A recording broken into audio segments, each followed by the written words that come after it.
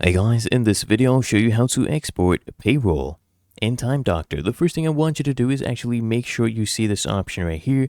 If you don't, then you need to enable this. I'll quickly show you. Click here on settings in the top menu. Come here, click on company settings, and on the left navigation bar, click on configuration, scroll down, and here, make sure use payroll is toggled on. If it is, you can just come here and click on payroll.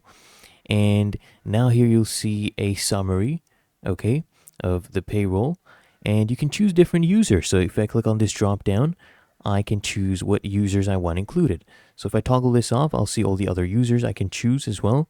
And I can come here to groups, choose specific groups as well.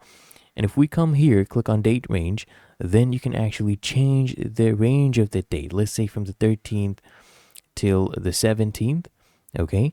And if we scroll down here, we'll see everyone. You can click here on columns. You can add or remove any columns that you do not need. And once you're happy, you want to export, you can click here on either export CSV, or you can export the whole summary as well. So I'll open this up. I'll click on export summary as well. And let's go ahead and open that up as well. So here we go. This one is just the export CSV. This one is the summary as well. And that is how to export payroll in Time Doctor.